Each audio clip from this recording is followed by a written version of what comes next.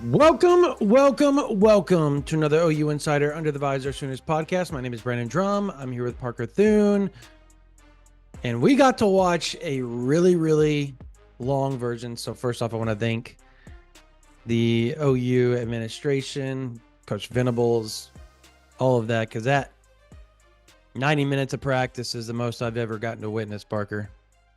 I mean, that is quite literally unprecedented in the time that I've been on the beat, which spans 5 years. So obviously there are many more folks who have been at it a lot longer than I have, but well, yeah, they used to just be able to go to practice, but that was back before iPhones. And that just blows away any sort of availability that we've had within an actual practice setting to this point in the Venables era, for sure. And the thing about awesome. It is, like, one of the first things that we remarked about during Venables' first spring at Oklahoma is, holy smokes, there's so much more media access now than there ever was under Lincoln Riley. And now it all seems like a drop in the bucket compared to what we got yesterday.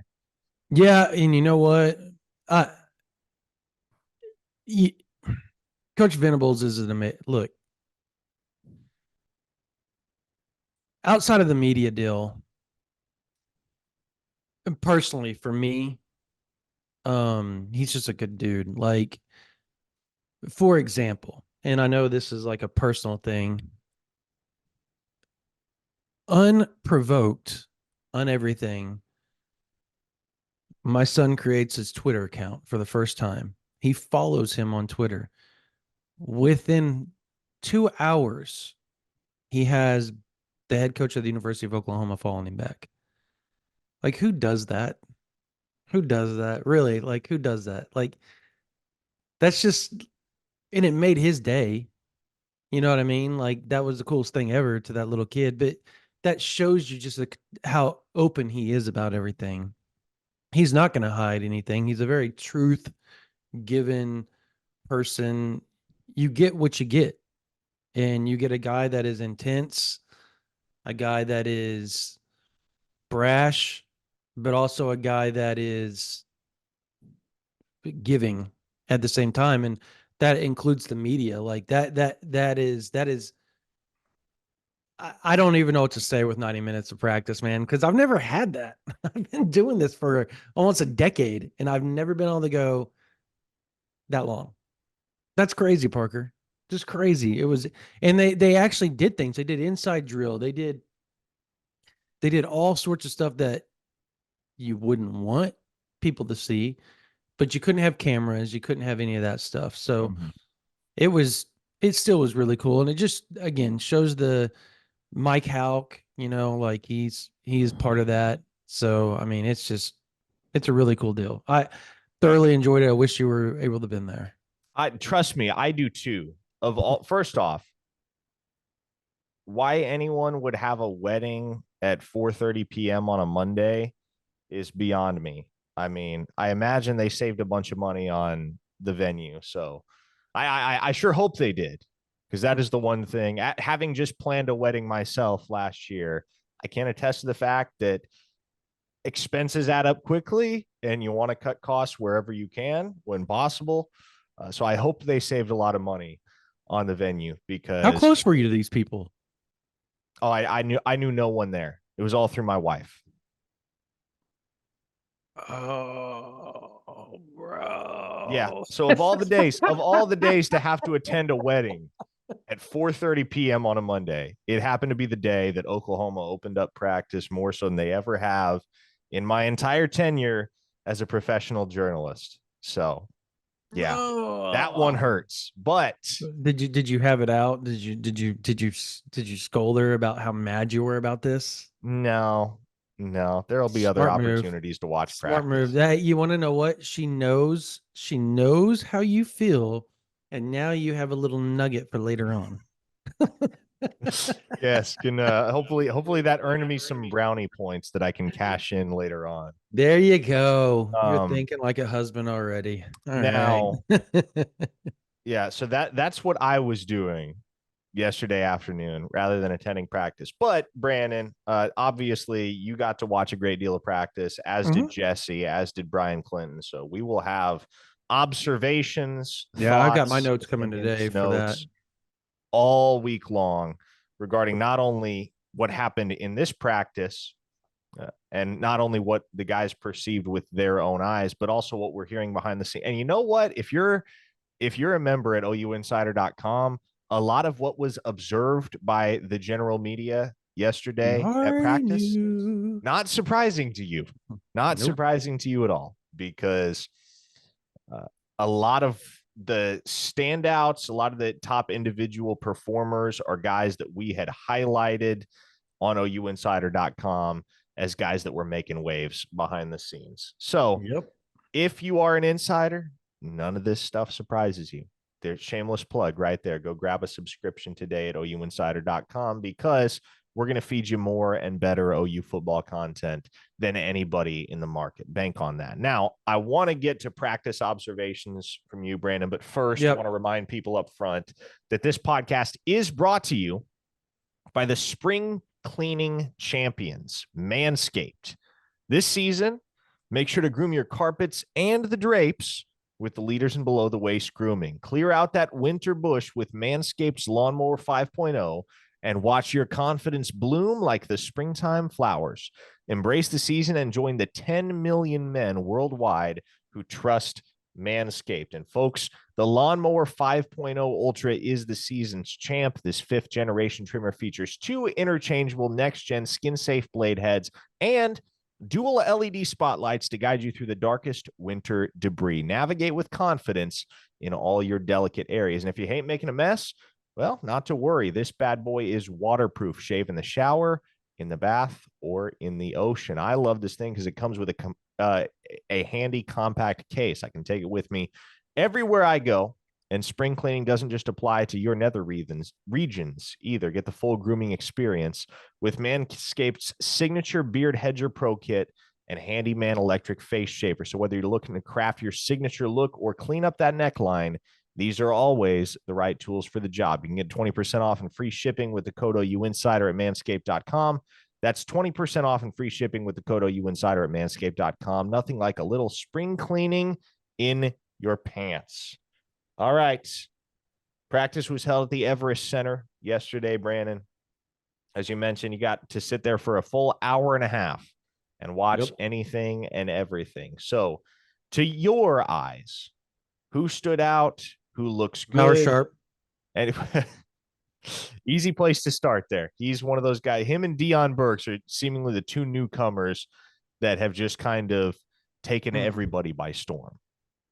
Yeah, it's been unbelievable, man. Like you instantly knew from the jump when you got out there. They're just going through drills, and you're watching who lines up first. Like no matter if it was in just on air and they're just going through routes and they're warming up. And we got to watch them go through shell drill, which is 7-on-7. We got to watch them go through inside drill versus the defense. Essentially, what they would do is they would take the front 7 starters and then the second string and third string. And we'll get into all who's starting and all that on the offensive line, on the defensive line, all that type of stuff here in a minute, because the D line is going to be different. So I'll just put it that way. And that O line, people need to stop worrying. They just need to stop worrying. Like I know it's a practice and that's it, but I think how do I want to say this? I think the doom and glooming over the offensive line and the complete reaction that the whole team was going to fail because the offensive line was just going to be awful this year was such an overreaction by everybody, and myself included, by the way, that you watch the Michael Tarquin go at it, and he didn't lose a rep that I watched, which I thought was interesting because that wasn't the same type of Michael Tarquin that I witnessed at USC, it looked more like Florida Michael Tarquin that everybody wanted when he entered the portal because he was a like 2-year starter in the SEC and a good one at that, by the way. Um, Obviously, Garen Hatchett's still in the boot, so we didn't get to see any of him. I mean, he walked around in full pads with a boot on. He looks like Lane Johnson, by the way, just so much like Lane Johnson. It's crazy because even Brian Clinton turned and goes, "That dude looks like Lane Johnson." I go, that was Garen Hatchett. Like instant reaction, even by Brian Clinton. So, um, but yeah, I got to tell you, we'll start with Bauer Sharp here, and he always went with the ones. Josh Fanuel went with the twos, and Devon Mitchell was with the threes.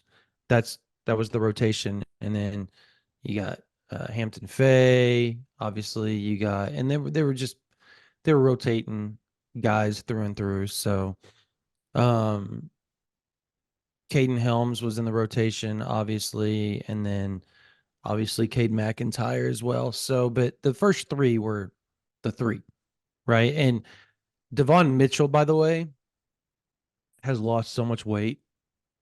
Like he looks so much better, Parker.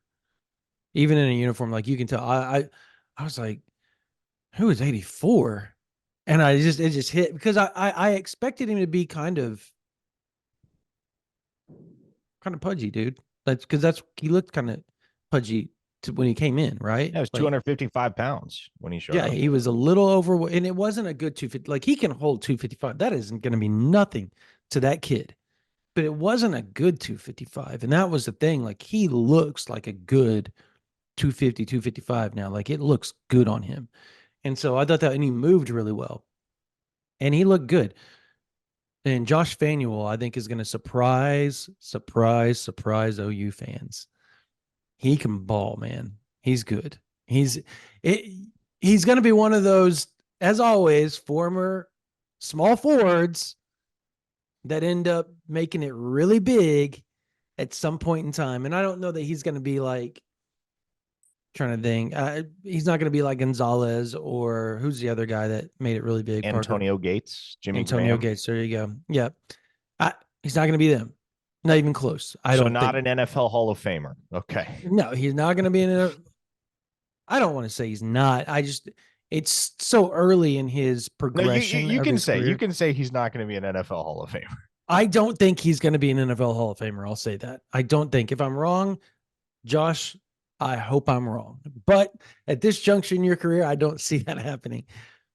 But Bauer Sharp moving from quarterback to tight end last year and what he did, and there's a reason why LSU, Alabama, Florida, and everybody, Georgia, I think everybody and their dog offered him a scholarship. And OU got him. When OU got him, OU fans, I know you guys were looking at like, this guy's an FCS guy. He only like had 400 yards receiving. Like, what is this? Throw the tape on. That 400 yards was an impressive 400 yards. And that dude can ball. And you talk to anybody out on that team right now, and they will tell you it doesn't matter if it's on the team, it doesn't matter if it's the communications department, it doesn't matter if it's a coach. They will sit there and they will stake their claim on Bauer Sharp right now being that guy at tight end. Like he's so good. He's really good.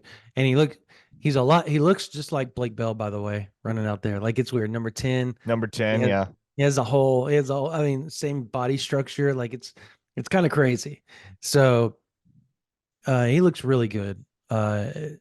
Jackson Arnold and him have a really good rapport, and you can just tell. And as far as quarterbacks go, yeah, the three guys are the three guys, and you can tell them apart from everybody else. You have Jackson Arnold, and you got Casey and Michael Hawkins, and those three throw a different ball than everybody else on the team. They just do. I mean, and Arnold throws a different ball than everybody. Um, I will say that Michael Hawkins has really tightened up on his form, on his throwing. Its spiral is just coming out, man. It's all everything's very fluid now with him.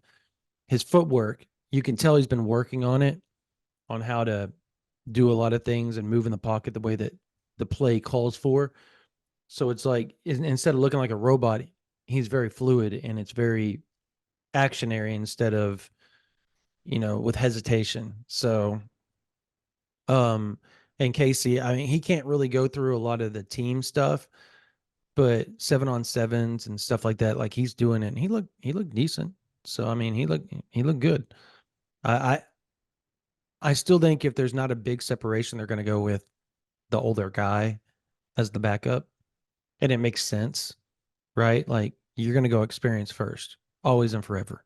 Sure. The guy that's going to be able to and there probably is not a smarter person on the team than Casey Thompson. And let me tell you all this. I know this for a fact. I've talked to people inside the program. They brought him in to be the backup, to compete, be the backup, to help with the quarterback room. And if he doesn't go on and play college, NFL, or whatever that other league's called now, it's changed like 20 different times in the spring.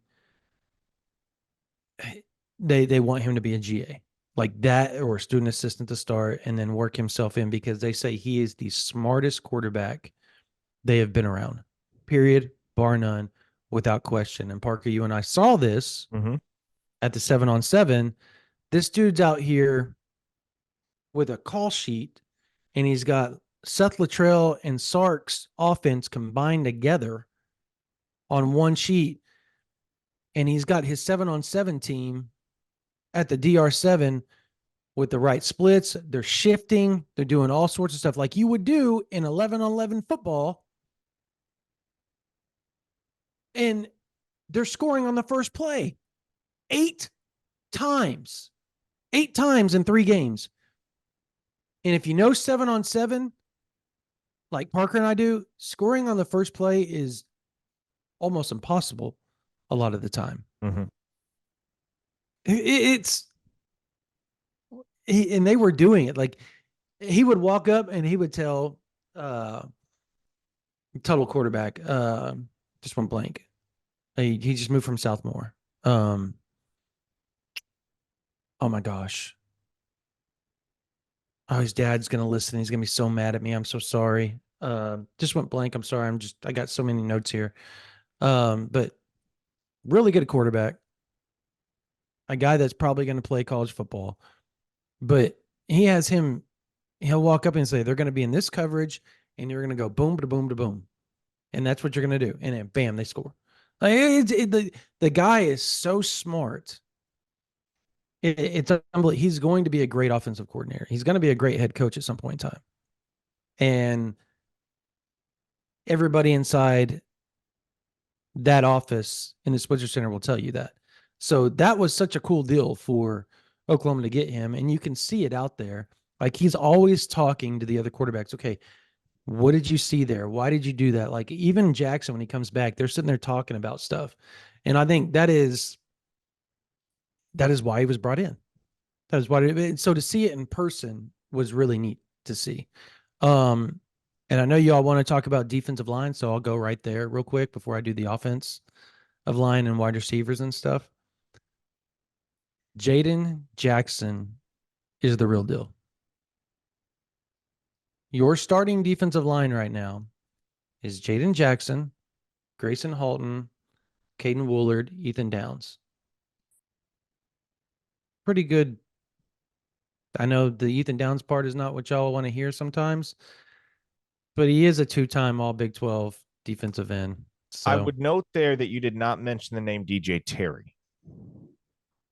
Yeah, I did not. But I think they just think Jaden is that good. It seems to be. He was always with the ones. Always with the ones. So I would make that note. Well, but I guess the other question that comes attached to that is when your 2 inside starters are Jaden Jackson and Grayson Halton, has he also gotten to the point where Oh, he's good. He has legitimately leapfrogged And, Terry on the depth chart. oh yeah, well, because he plays it different. Like Grace, look, Grayson Halton's not 310 like DJ Terry, so he's not going to be the nose tackle. Sure. And Jaden Jackson's like 297, and he's going to be about 310, 315 by the time football season starts. So that's going to be your nose tackles. Um, and that's probably your best two nose tackles that Oklahoma's had in, I can't remember, like as far as talent goes with those two. So that's a good start, right? Grayson Halton and David Stone are going to be your other, they're your top two T tackles. And Grayson Halton was very vocal the whole time. And it was, and I made note of it in here that Grayson Halton has obviously become the leader or another leader of that defense. He's yelling at everybody when they gave him a water break to run off the field. Like, you do not walk off this field. And he's stopping everybody. He's like, if I see you walk, I'm coming after you. Like, he yelled that, I'm coming after you. And he's yelling that to the whole team. He's going up and down the sideline. If you walk, I'm coming after you. And everybody starts to jog off the field. So he's taken that vocal leadership part. I thought that was a notable thing when I saw it happen. In one-on-ones and even in inside drill, he made a few plays. David Stone, though, it's going to be hard to keep that dude off the field. And I know that's what OU fans want to hear, and I'm not just saying it because you want to hear it. In my notes, Stone just demolished the offensive guard for tackle for loss inside drill. Well, he did it back-to-back plays. That's literally what I wrote right here. Well, he did it back-to-back plays. And Like, in talking to our man Brian Clinton, you can correct me if I'm wrong on this, Brandon. But what Brian had relayed to me was, and he watched those exact same two reps that you did, yeah, we were where standing with each other. where Stone penetrated the backfield, came up with the tackle for loss. One of those was against Fabechi Wiwu, Yes, it was. The which first one was. Yep. and that says something about David Stone because Fabechi Wiwu has opened a lot of eyes Yeah, since he got to town. those were the only two reps he lost the whole day. Just so you know, why at least while I was there. That's the only ones he lost. So even when they did, like they lined him up and they do 5-on-5, right? And you had the one-on-ones, right? Um, where you got the DN going up against the right tackle or left tackle, and then you move inside to the guard versus the D tackle. You know what I mean? Like they do it all the time. It's one-on-one drills, but they're lined up, offense and defensive line. And Weibo didn't lose. A rep Tarquin did not lose. Let me see. Okoye, okay. Tarquin didn't lose. Azida didn't lose. Weibo didn't lose as far as the offensive lineman. Like they did not lose a rep. Stone beat Kumi. It was almost like a stalemate, but Stone had him pushed all the way back to the quarterback. That you just, anytime that happens in a real game, that quarterback has to move up in the pocket, and that always means a sack if the nose tackle gets that deep into the pocket, like without fail. So that was a win for Stone. Ethan Downs won every rep, and I think you're going to see a different Ethan Downs as far as pass rush goes this year. He looks a lot more fluid, way more fluid. PJ Adebawore, Okoye won their reps. Speaking of Okoye, Danny Okoye, freshman. So when they were doing inside drills, they had him over on the side with a couple of other edge rush guys like our Mason Thomas and all that. And they're doing rush drills, like pass rush drills. So you can tell that they're specialists as far as when they're going to play most times. You're going to see R. Mason and Danny out there and PJ as far as pass rushing goes, and you're going to see Woolard out there as well, and probably Downs, but those are the time, and Trace Ford. Those are the guys that you're going to see on the edge that are going to be the pass rush guys this season. You're going to get to see them all quite a bit, I think. Um, they looked really good. They did. I will say that as far as like guys that I thought would be a little bit more fluid, um, I guess Champ Sanders was like, he looked okay. Brian likes him a lot. I'm just not. He just looks smaller than And he everybody is else. smaller. Like he is absolutely no taller than 6'1". He Yeah, and is he a gets pushed smaller around a little defensive bit tackle. sometimes. He makes plays, but he gets pushed around some. I still think he's going to play.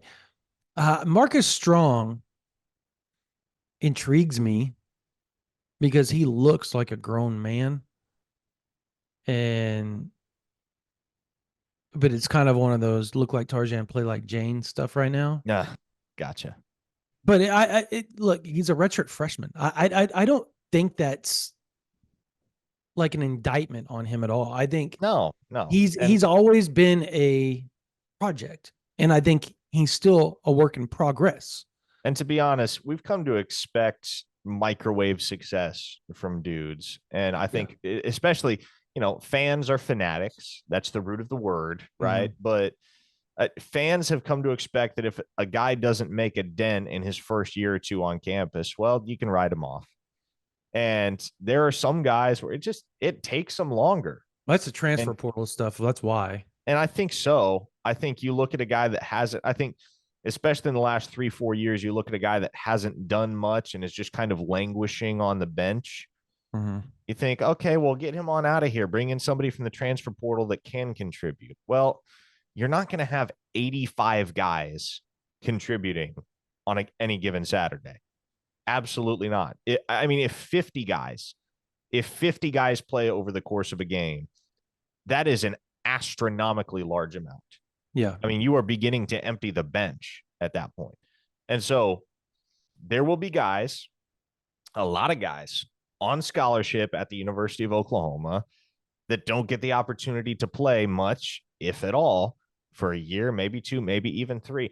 And I think a great example of a guy that just kind of came along at his own pace before becoming a star was Isaiah Thomas. Yeah. Isaiah Thomas Perfect example. Yeah. Isaiah Thomas was in year 4 before he did anything at the University of Oklahoma.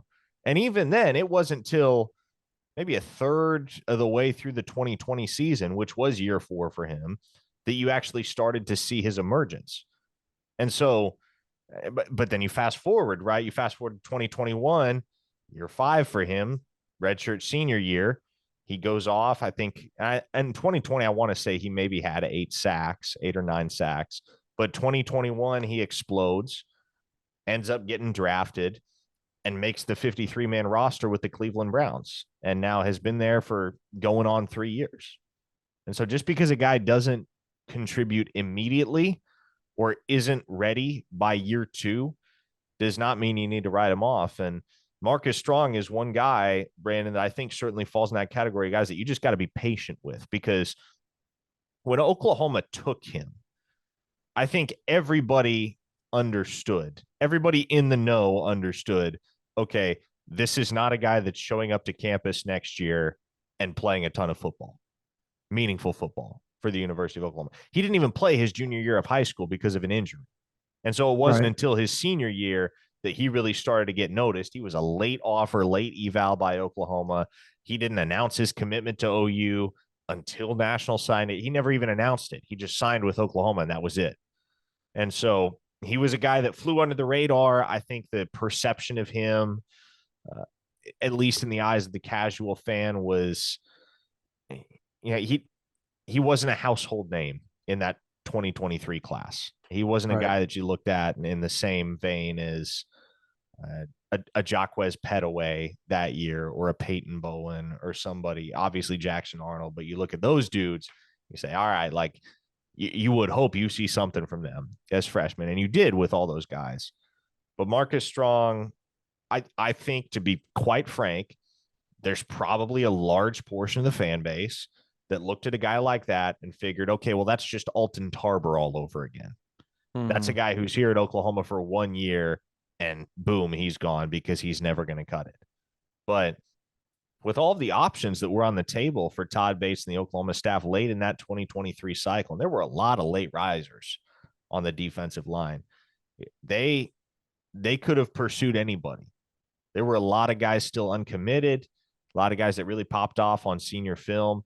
The Sooners had plenty of options. The two guys that they prioritized were Ashton Sanders and Marcus Strong. Right. Yep. No, I mean, and I think Sanders is going to eventually play. I think he's a good player. Um, did Tarbor ever end up anywhere? I think he has been stuck in portal hell since the end of the 2022 season, as far as I know. That is such a shame for that kid. Like he probably should have just stayed at Oklahoma. Crazy, crazy times. But yeah, I agree with you. Another guy is Charles Tapper. Took Came in kind of ballyhooed, super raw, and then developed into a really good player. Charles Walker is another name that people probably remember from 2015 team. It was his third year that he really started to blossom, right? Um, Trying to think who you want to know what? You want to know who did not play amazingly until midway through their third year of being at Oklahoma as a redshirt sophomore? Gerald Who's that? McCoy. Oh, And then his junior year, he became a freaking superstar. And between him and Ndamukong Suh was the best two defensive tackles in all of college football. So, I mean, it very the development and the pace varies from player to player. That's the whole point. Um, Running backs. Yeah, it's Salchuk. He's bigger, maybe only 5, 7 pounds bigger, but the dude looks bigger. He has his burst back, by the way. Like you can just see it, like it's there. He made a few runs in inside drill that year. I was like, whoa. Like he hit that crease and it was night night. Like you weren't gonna get it. And he's so patient, Parker. It's almost annoying how patient he is sometimes. And I love the kid and I love his family. So not like a bad annoyance. Like if you're on defense, you're annoyed. You're like, you were just standing there and like hopping and waiting patiently for something to happen. Next thing I know, you're past my safeties. How did this happen? And you want to know who it reminds me of? It reminds me of Emmett Smith, but he's faster. Just how he has like this hesitation where like he like hops and he'll wait. And then all of a sudden when he lands on that hop, it's like the perfect time for that crease to open. He's like, boom, and he's gone. And it's really fun to watch. Um, Barnes looks like the old Barnes. He does. Looks like the old Barnes. Um, he's going to be the backup. I think the third guy, the change of pace guy for those two is between Caleb Hicks and Sam Franklin. Right now, with the rotation that they have at running back, it looks like it's Caleb Hicks. But I'll tell you this: DeMarco is so hard on Sam Franklin. Like he got in trouble for loafing a couple of times, which it wasn't really that loafing. I think DeMarco's trying to impress upon him that the pace of practice is just different at this level. So what you consider hustling at the FCS level is not hustling at Oklahoma. sure. And that's kind of the point it seems like he's making. And it's a good point. Um, but then he goes out there and inside drill and he turned nothing into something every time. Every time. So he's gonna play. They're gonna find a way to get that dude the ball because he is fast. He can run. That dude can fly. And speaking of flying, Deion Burks. Deion Burks and Jaquace Petaway move differently than everybody else on that team. Man, let me tell you, Period. well, and it's a running joke, and I obviously think there's some merit to it that everybody sounds like a first round draft pick in Mhm. spring, but Deion Burks actually sounds like a first. Like that's the way that people are talking about him. He's just little, man. He's littler than I thought he was going to be. Like everybody, it doesn't matter who you talk to. I've talked to so many different people that have watched practice over the last couple of weeks, and the first guy that gets mentioned every freaking time, Brandon, is Deion Burks. Oh boy, that cat Deion Burks, he can Mm-hmm. go. Yep. No, he can. He can. Unanimous. No subjectivity about it. Everybody is Right. in agreement. Yep, that dude can play. Yep. Brennan Thompson. That's another guy that, by the way, that moves differently than everybody else on the team. Those are the three guys you look at and you're like, whoa. Like OU's got some cats that can go. Zion Kearney has put on some really good muscle. He Are looks we really good. are we going to see Brennan Thompson in the return game? It's a great question. They didn't really work a lot on that. They worked on punt blocking. And so the rushers they had were Sawchuk, Okoye, um, Farouk, Jacoby Johnson. Like they had the guys that they wanted rushing off the edge. Omasigo, was he in there? Omasigo was one of them. Yep. Um, I it was kind of funny. I was trying to remember. I think it was Farouk that got popped in the face. And Venables was laughing about it because he blocked the punt and the ball went back off the leg of the punter and then popped him back in the face and almost got stuck inside his face mask. And like he was like swatting at it to try to get it away. And Venables was like dying laughing. So it was pretty funny. Um trying to think. Yeah. But anyways, Kearney is physical as Ivan Carry On is going to be a tight end. They, zero chance he finishes as a wide receiver at OU. He is the next Mark Andrews. He is so big. Parker, he's huge. Huge. Like that was made note by everybody standing on the sideline was like, that's a wide receiver? That dude is huge Angus. You know, I it's just hilarious. This is one of the funnier comments I've gotten from one of the sources I talked to because it was he made the Mark Andrews comparison, but with a nod to Carrion's Hispanic heritage. He said, "That's Marco Andrews right there." Marco Andrews. And this is not racist comments of the If day. he starts to play like that, I wonder if that ends up sticking. It is Oklahoma, so maybe, I guess. Yeah, maybe. Um, what was as far as the O line goes? Well, here before I finish, let me wide receivers. I'll tell you who are the starting wide receivers real quick. Um, they were. Hold on, got to find my note here.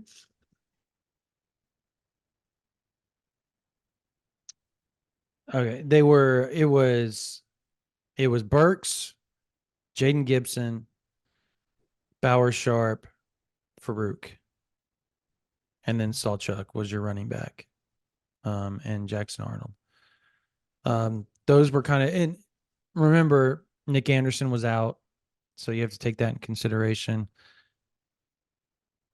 Who was playing what and where, like when you have a guy like Nick Anderson out, people start to have to be moved around. So I don't really take stock in where they lined up at. Obviously, outside receiver was Jaden Gibson, right? Inside receiver was Burks. The other inside guy was Farouk, and then you had Bauer Sharp out there, and he was excuse me, Farouk was outside, Bauer Sharp was inside.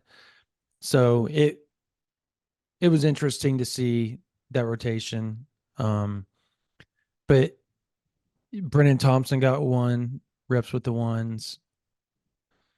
Who else got reps with the ones that I remember?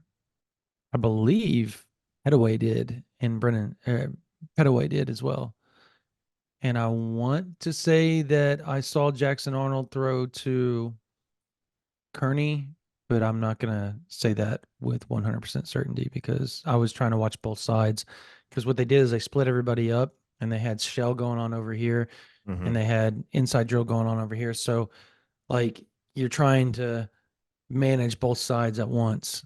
Was quite difficult, to be honest with you. Um, you were starting O line as far as we saw it, and this is Brian and I were writing and kind of um, he has Ashton Sanders and Dejon Terry splitting first team reps, but I think he meant Jaden Jackson because even somebody I know really well, and you probably know who I'm talking about, um, told me straight up that Jaden Jackson is going to be that dude. Like he's the guy.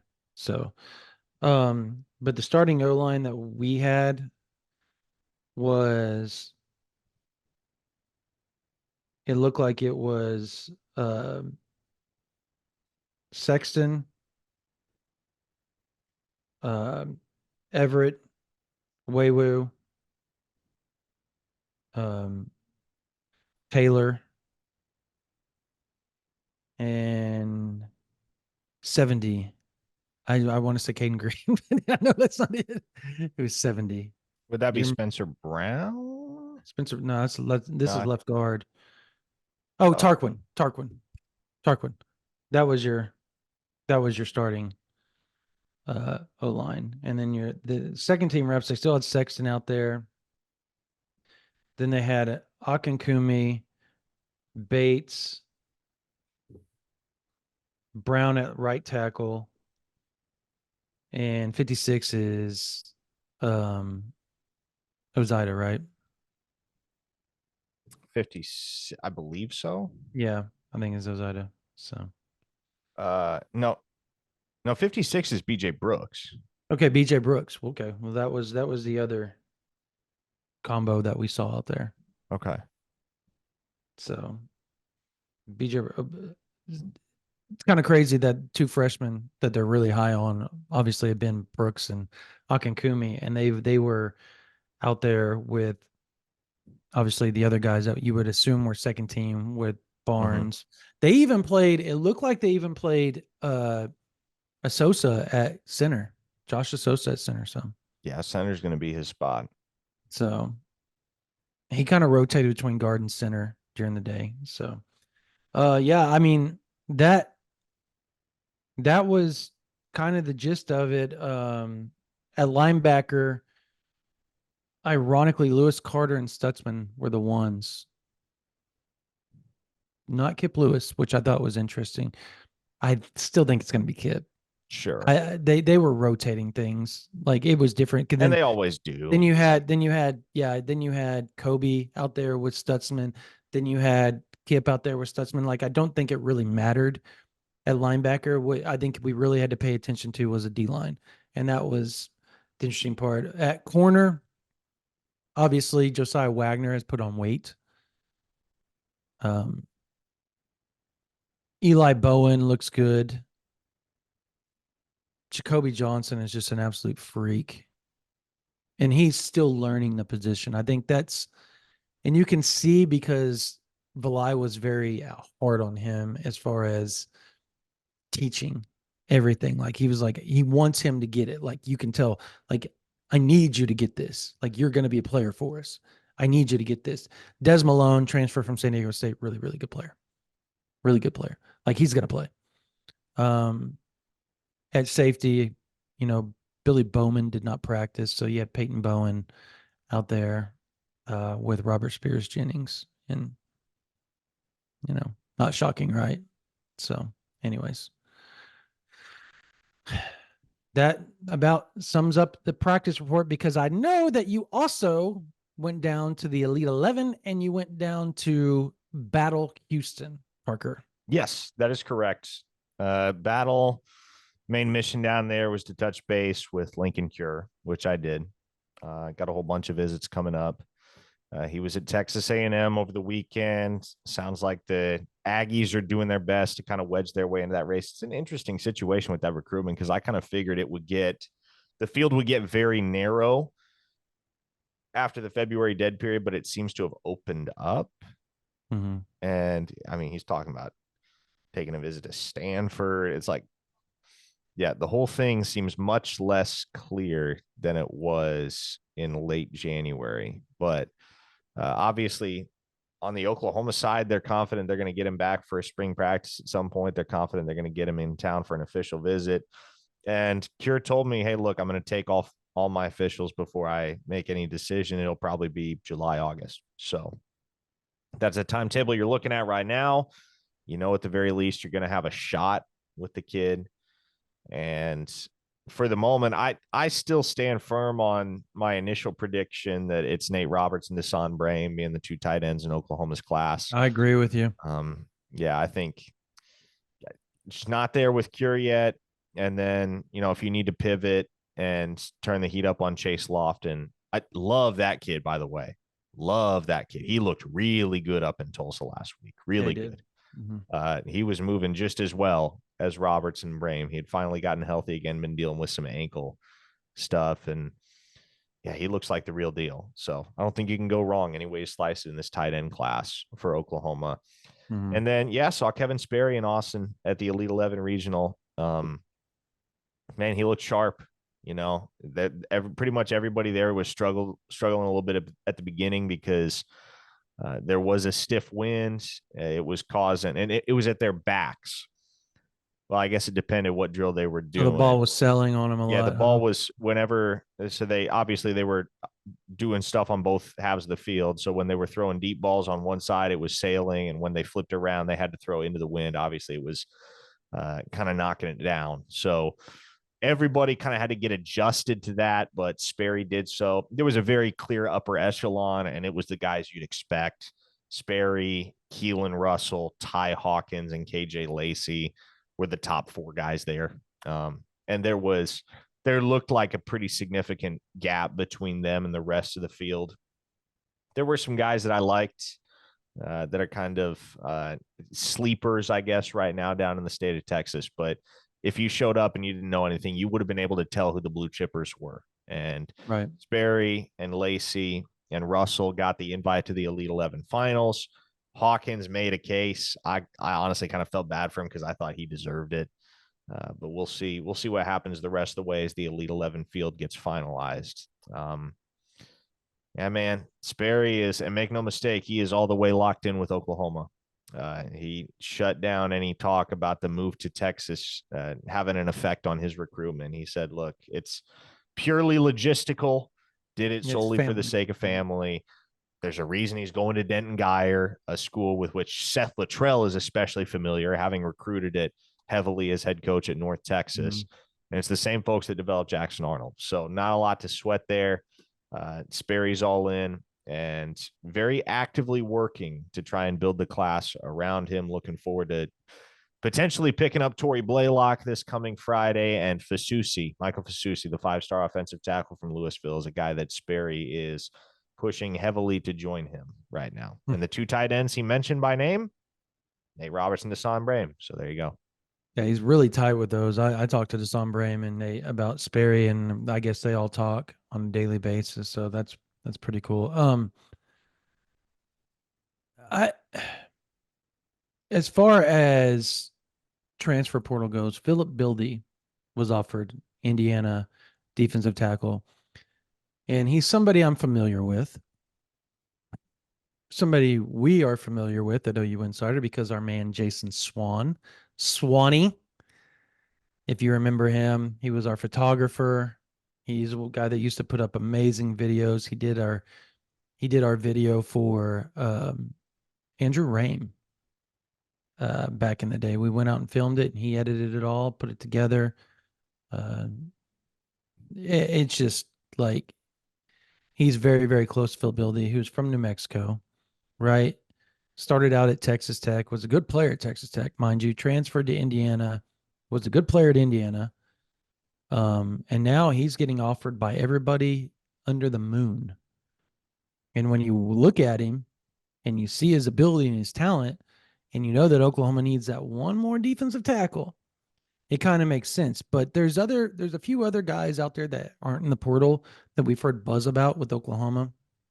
So I think it's going to be really interesting to see how this plays out. But my general consensus right now with Oklahoma is that I really believe that OU has a good chance. And I'm trying to pull up reasons why here. Just a second. I got a text the other day. Um, he loves Coach Bates. And on top of that, he understands that Coach Bates produces top tier defensive tackles. Had a source tell me, like, straight up, Bildy is just trying to get to the league. He's got a fiance and a baby, and he's just trying to provide for them. And the provisions are NIL and then NFL. And it doesn't have to be outlandish. Like, they just want to be, he wants to be able to provide, and he wants to be able to be developed into an NFL type guy. And he knows Oklahoma can provide both. So they're in this thing right now. Where that may be is yet to be seen. I'm talking to Bildy as we speak. I'm like literally texting with him. So I'll try to have some notes up here on him over the next 24 hours on OU Insider. But it's just you're starting to see as things get closer. And Josh Pate over there, but late kick on YouTube, he talked about it, Parker, about how crazy April's going to be. We're almost to April. Things are going to get wild in a few weeks, folks. And there's going to be some names at offensive line and defensive tackle that you're going to look and you're going to go, what the what? And I don't think it's not Oklahoma, as far as I know right now. Like, we have not heard any buzz on the Oklahoma side. Have you, Parker? I have not. I have Oklahoma not. made a Now, very go ahead. well, what the whole Caden Green saga taught us, Yeah, and what don't and what the Caden Proctor fiasco reinforced is that there will probably be a few very shocking portal entries, and Oklahoma may be one of the schools that gets like, you can never rule that out. In today's day and age, you can no longer say with 100% certainty Oklahoma is going to retain everybody, or any school is going to retain everybody, because there's no way of knowing. Yeah, they did just like they did with Caden Green. They've done all they can to try to make sure. They've been very aggressive, like they did with the coaching staff. OU was very assertive and very aggressive in their NIL contracts once the season ended. It took, I think it was all the way through the end of February. They were still negotiating. They were telling people, do not enter the portal. We're going to get you that contract. They're just going player by player down the line, and they were restructuring everything. And there was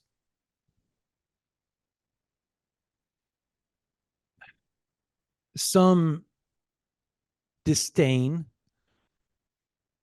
with some of the NIL stuff to start the winter. And that was a lot of the hubbub with some of the coaches entertaining and hearing and listening to other programs. And Oklahoma has vowed to make a more stringent effort on the NIL, and they have. So I think that's something fans need to also understand. Like, they're paying. Like, the roster last year was $4 million. This year's roster is bumped up even more. Like, they have almost $10 million that they're going to spend, supposedly. That's what they said, right? That's what Jason told us. It was like between 9 and 10 million on that podcast. Yep. So, and they'll probably go over that, I would assume. So, like, they're paying dudes now. Like they're actively out there just throwing that money around, man. Like, take it. We don't want you to leave. And they're doing it across the board because going into the SEC, Oklahoma can now afford it. They can now afford things that the SEC schools can't because they're going to start getting that type of money. So they're basically just setting themselves up for it. So it's it should all work out. I think the transfer stuff's going to be fun, Parker. It's going to be stressful, but it's going to be fun. It's going to be fun because I think Oklahoma is going to pick somebody up. I do. I think you do too. I think we have a pretty good inkling on at least one guy Mm-hmm. that we feel is going to happen. I think one, it's not going to be super shocking when it takes place because it just makes sense. But I mean, there's a few other guys out there that we've heard over the last month, 2, 3 weeks that have their names keep popping up in conjunction with the University of Oklahoma. And it's not like Oklahoma is, it's just their people want them to go to Oklahoma. So it's one of those type of deals. And the rumors get out. I had a call from California on somebody from this region that this person's handler, agent, whatever is like, yeah, this person in Oklahoma, that's where they want them to go. And so they're going to enter the portal and you're probably going to see them in conjunction with that. But those are never guarantees. Like we hear that stuff all the time and then kids don't end up getting in the portal. That's the other thing you got to realize because the schools that they're at, they ante up and maybe they're trying to get that stuff out there so that they can pit the schools against each other and get the money that they want. Like that's also the game with NIL. So that's why you never know. It's a crapshoot, but it's a fun crapshoot to watch. So uh, I'm excited for it because that means we'll have some news and some traffic, right? And some more content. So always fun, always fun. All right. That should do it, right? I think we're I think done. so.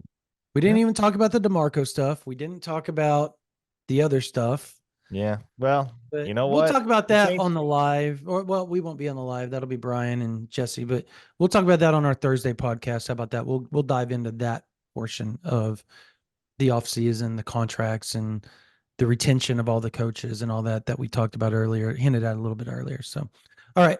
So stay tuned. All right. That's going to do it for this version of the OU Insider Under the Visor Sooners podcast. For my man, Parker Thune, my name is Brandon Drum. You guys have a blessed day.